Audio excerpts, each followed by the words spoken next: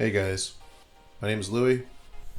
I struggled with addiction for 17 to 18 years, from about the time I was 17 years old to about the time I was 34 years old. I ended up getting sober about 3.5 years ago. Along the way, I got help and support from a lot of truly great people, both healthcare professionals and also my brothers and sisters in addiction. And life is good now. Never been happier. It's truly been an amazing transformation.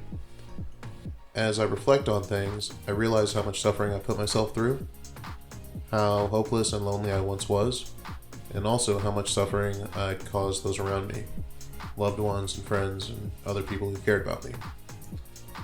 I encountered a lot of people along my journey who helped me, and part of being of service is helping others, paying back what others did for you early on, or paying it forward depending on your perspective. My goal is to reduce the overall suffering on our planet by sharing both the experiences that I've had and some of the things that I've learned, both pre and post sobriety. The idea here is that sharing these things will help people to start their journey towards sobriety or ease that journey, since it's very painful and difficult in the beginning, or maybe help those who have already started the journey to stay on the path. That being said, if you find this insightful, please review it, rate it, share it with others. I'd like to touch as many people who are struggling with addiction as possible. There are others out there who deserve to not suffer. Other people deserve true happiness and a fulfilling life. Oh, and regarding the name of the podcast, some of you may think that the name is odd. I chose Self-Inflicted Recovery, Redemption, and Life because for me, my addiction was self-inflicted pain. It was a self-inflicted punishment, if you will. And my recovery and redemption were also self-inflicted. I chose how those things happened. I chose the terms on which they happened, as well as the timing. And life was happening the entire time. All right. So now we'll start my story.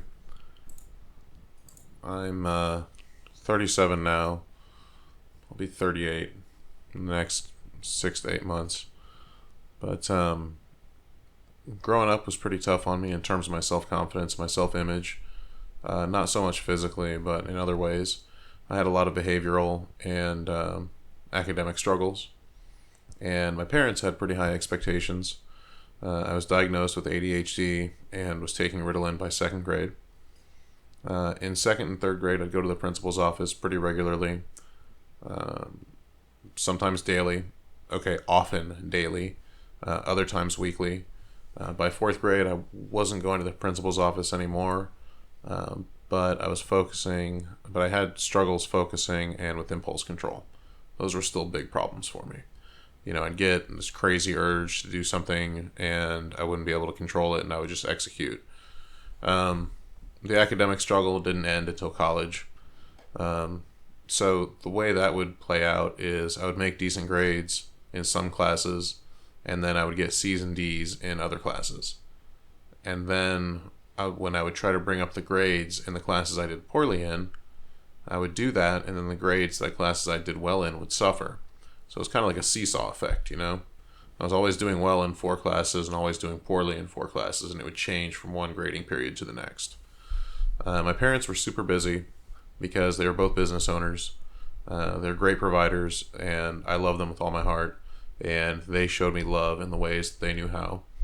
None of us are perfect, and I don't want to make this like a woe is me thing about how it's all my parents' fault, because it's not.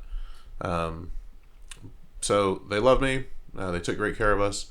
They didn't really know what tools to provide me, though, to help me be successful academically. And like I mentioned before, they had high expectations, and I failed to meet those expectations in both behavior and academics. Seemingly no matter what, no matter how much effort I put forth, I couldn't do it. So the reason that's important is because by the time I got to high school, my self-concept and my self-confidence in myself was pretty much destroyed. And that was the kiss of death, because I was genetically predisposed to addiction, and because I'd never really felt good about myself, I also had an emotional susceptibility to it. So when I was 16 or 17, I discovered weed and alcohol.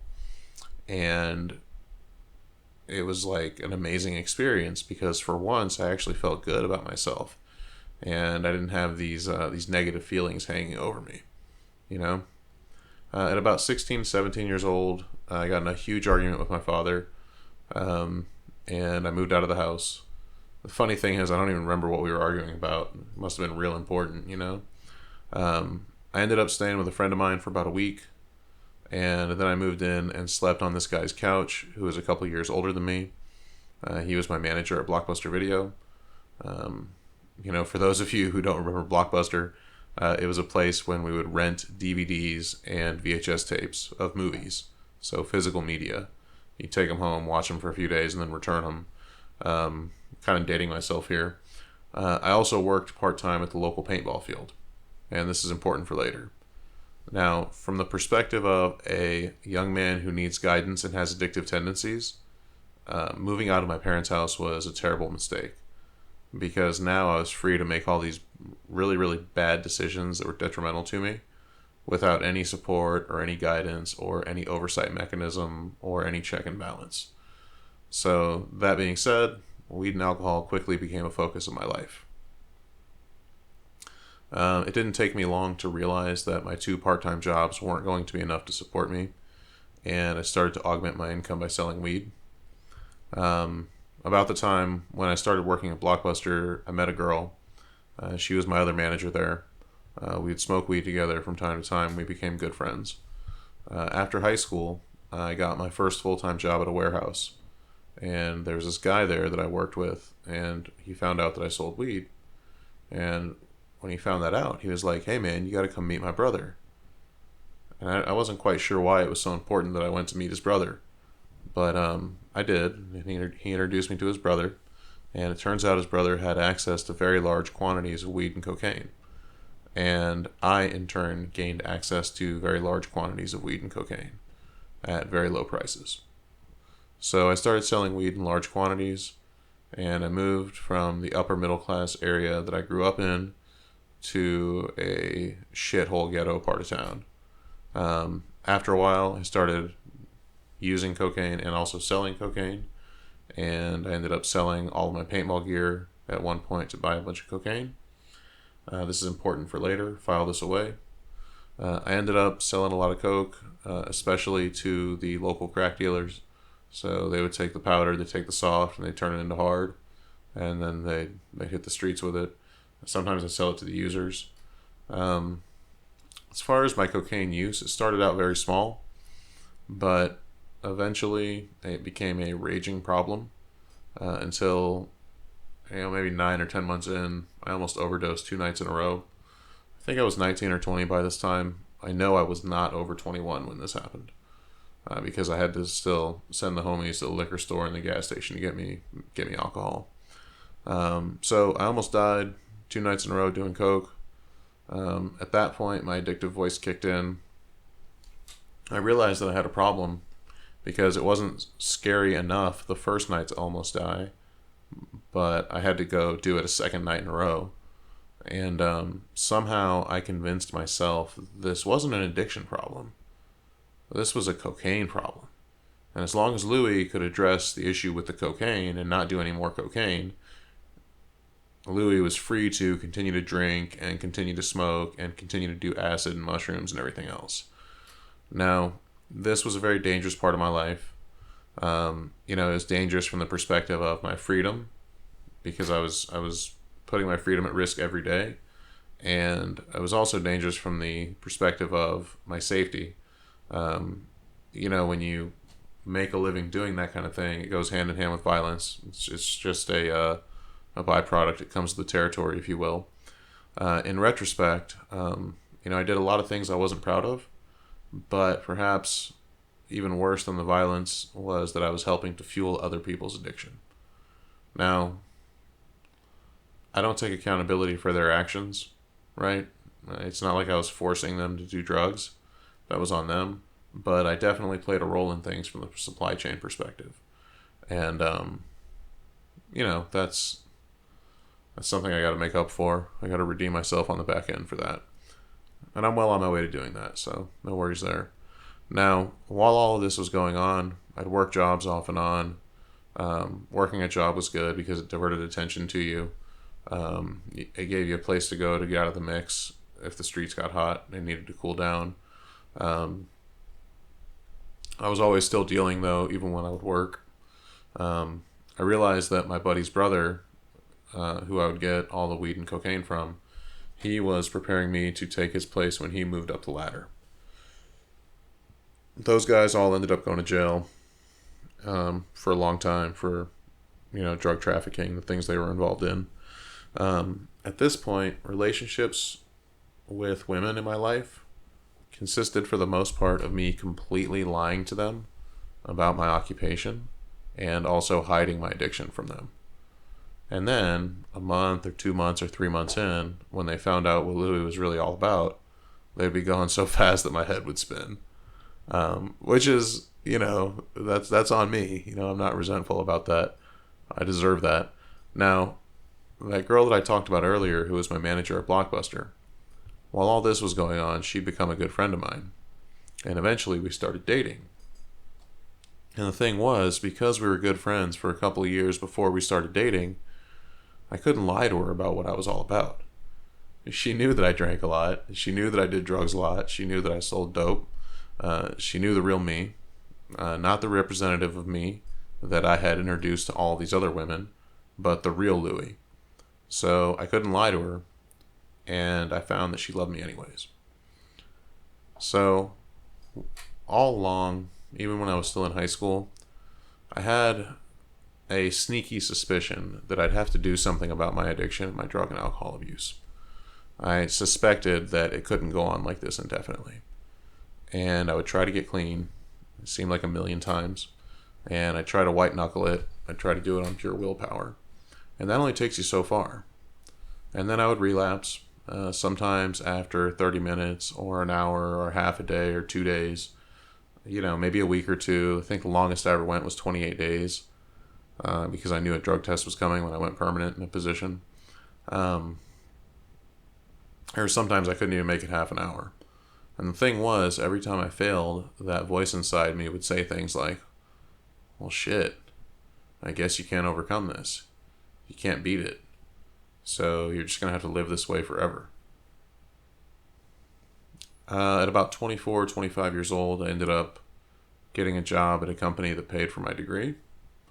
And at that point, I had figured out by then, the light bulb had gone off that you don't typically see drug dealers who, retire and live till ripe old age. Usually they usually lose their life or they go to jail. But you don't see them, retire happily. So when I got the opportunity to go to college for free, I jumped at it and I took it very seriously. I was all in at that point. I'd done enough dirt and I'd seen enough people end up at a dead end that I knew that I couldn't do this forever. So I took it very seriously and I was very successful academically at that point. So 24, 25, I get this job, start working on my degree. Halfway through my degree, my girlfriend gets pregnant. And when that happened, I decided I had to become financially clean. So I stopped all of the illegal activities and I had to start living on just an honest paycheck. And my motivation there was I knew that if I went to jail, basically, I wouldn't be able to take care of my little girl. And I needed to be around for that. I absolutely needed to be around for that. So even though I had to take the financial hit, it was worth it to me because it mitigated the risk of me going to jail. Right. Now, when my girlfriend got pregnant, this is when things started to get real in my mind as far as my desire to quit. Now, I didn't start actively working on getting clean, but what I mean is, I knew I was going to be a father soon, and I had to be a provider for my wife, or she's my girlfriend at this point, for my kids, and my girlfriend. And in order to be a good father and a good provider and a good boyfriend, I had to get sober.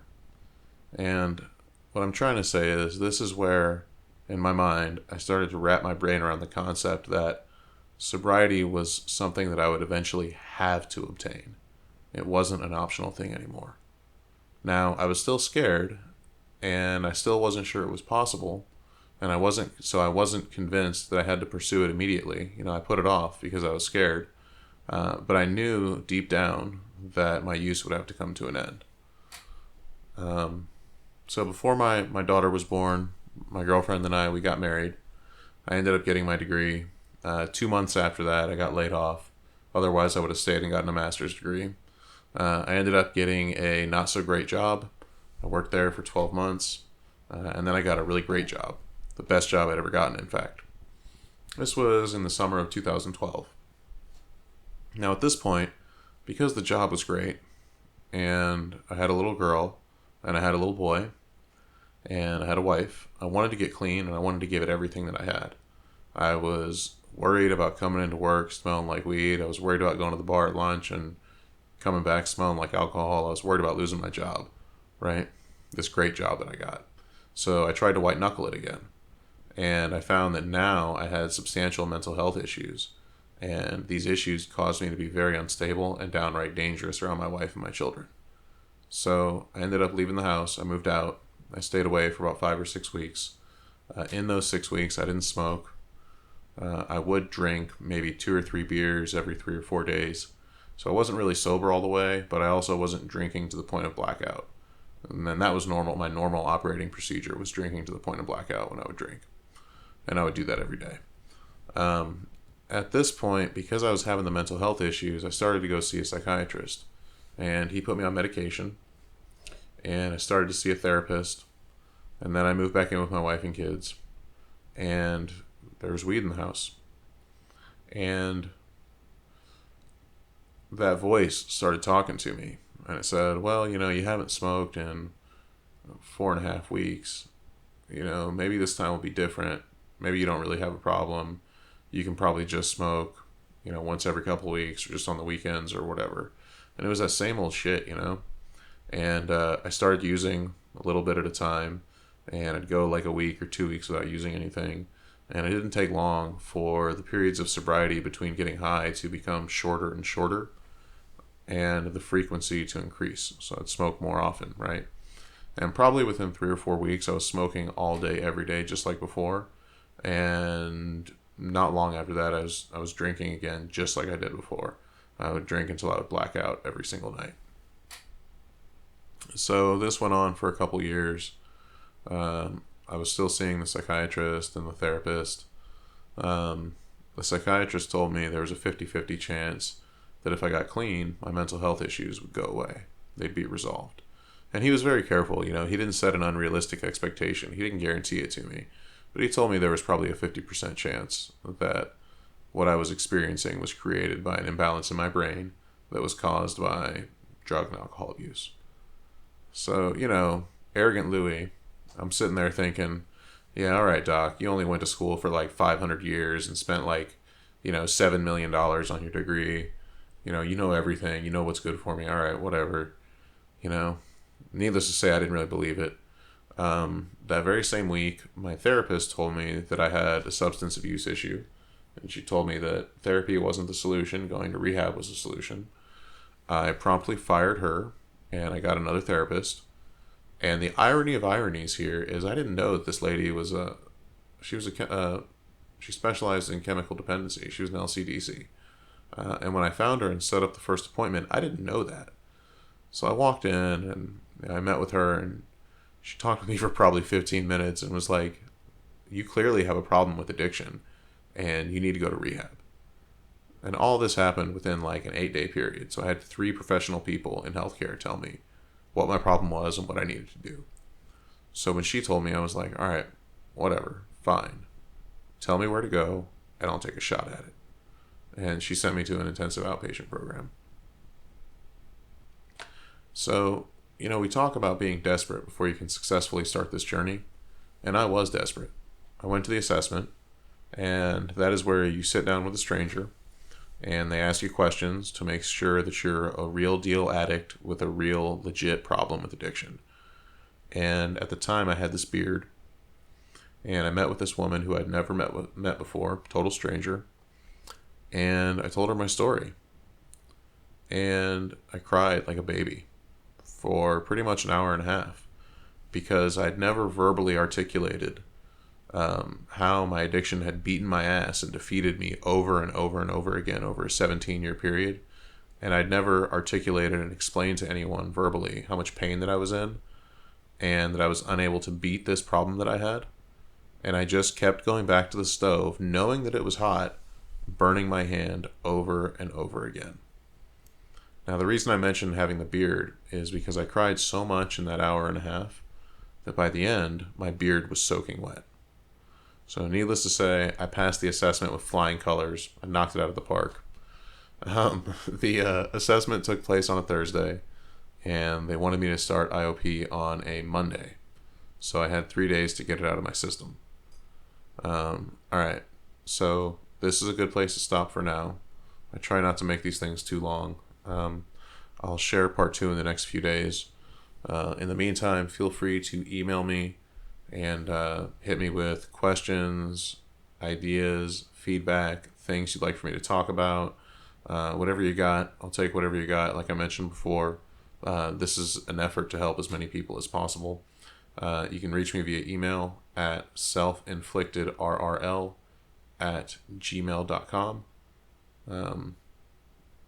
If you're considering starting this journey, all I can say is, you absolutely deserve what awaits you at the end. You're worth it. It is going to take effort, but you absolutely deserve to be happy. That's all I got, guys. I'll talk to you in a few days.